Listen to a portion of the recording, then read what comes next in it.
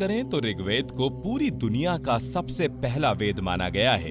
कुछ आचार्य ये भी मानते हैं कि ऋग्वेद को ही आगे जाकर 3 और अलग-अलग वेदों में डिवाइड किया गया था। ऋग्वेद को आप श्रुति साहित्य कह सकते हैं, मतलब ये हमेशा से सुना गया है और कहा जाता है कि ऋग्वेद की जानकारी जिसे हो गई, ऋग्वेद का ज्ञान जिसे मिल गया, उसे इस ब्रह्मांड का पूरा ज्ञान मिल जाता है। तो चलिए ओम को आज ऋग्वेद के नजरिए से देखते हैं। ऋग्वेद के मंडल 1 सूक्त 3 श्लोक 7 में सबसे पहले ओम शब्द का उच्चारण कुछ इस तरह से मिलता है। ओमाश्चर्षणि धृतो विश्वे देवास आगत दाशवांसो दाशुषः सुतम। ओमाश्चर्षणि धृतो विश्वे देवास आगत दाशवांसो दाशुषः सुतम। ये सूक्त सूर्य को समर्पित है, जहां पर सूर्य की डिस्क्रिप्शन को ओम के साथ शुरू किया गया है। ऐसे ही ऋग्वेद में अलग अलग जगह पर ओम शब्द का उच्चारण मिलता है। और अगर हम देखें तो गायत्री मंत्र ओम भूर्भुवः स्वाहा की भी शुरुआत ओम से होती है और ये भी ऋग्वेद का ही एक अंश है। ऋग्वेद के जरिए अगर हम ओम को डिफाइन करना चाहें तो इसका मतलब होता है यस। और हाँ, ओम संस्कृत का एक शब्द है जिसे आप हिंदी में हाँ से भी डिफाइन कर सकते हैं। या फिर आप ये कह सकते हैं कि अगर किसी ने आपको ओम कहा तो इसका मतलब है कि वो आपको परमिशन दे रहा है।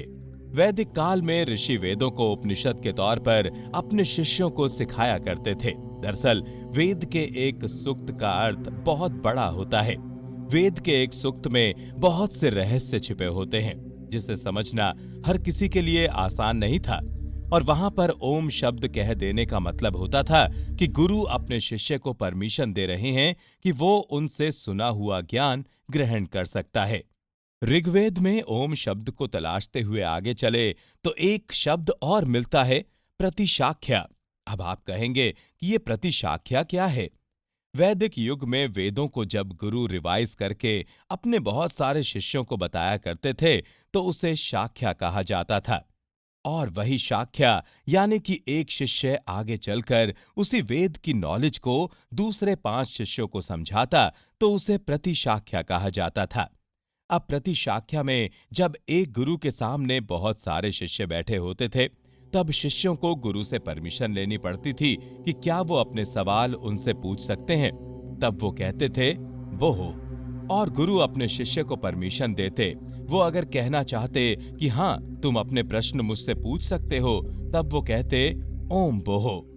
तो आप ये कह सकते हैं कि ओम का ऋग्वेद में उपयोग अपने गुरु को सम्मान देने के लिए किया जाता था, उनसे आज्ञा लेने के लिए किया जाता था। ऋग्वेद के एक बहुत ही फेमस उपनिषद तैत्तिरीय उपनिषद में भी यज्ञ करते समय अपने गुरु से आज्ञा मांगने के लिए उनके सामने बैठा यजमान भी ओम शब्द का उपयोग करता था। और जब गुरु ओम कहता तो इसका मतलब था कि यजमान यज्ञ में आहुति दे सकता है।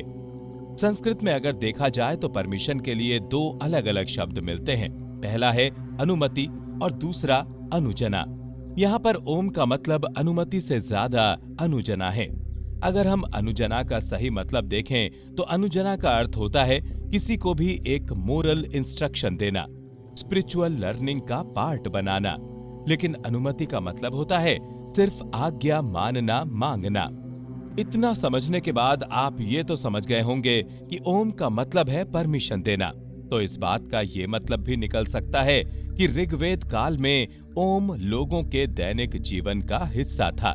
अब यहाँ पर इससे जुड़ी एक बहुत ही खास बात है जो आपकी जिंदगी में काम आ सकती है। वो ये है कि जब आप ओम का उच्चारण करते हैं तब आप ब्रह्मांड से परमिशन लेते हैं कि आप ब्रह्मांड की फ्रीक्वेंसी, उसके वाइब्रेशन को, उसकी एनर्जी को महसूस कर सकें। और जब उनकी वही ध्वनि आपके आसपास के एनवायरनमेंट से टकराते हुए आपके कानों तक वापस आती है, तब आप यूनिवर्स की फ्रीक्वेंसी से अपने आप को कनेक्ट करते हैं। तब एक तरीके से ब्रह्मांड आपको परमिशन देता है कि आप ओम की एनर्जी को अपने अंदर उतार सकते हैं।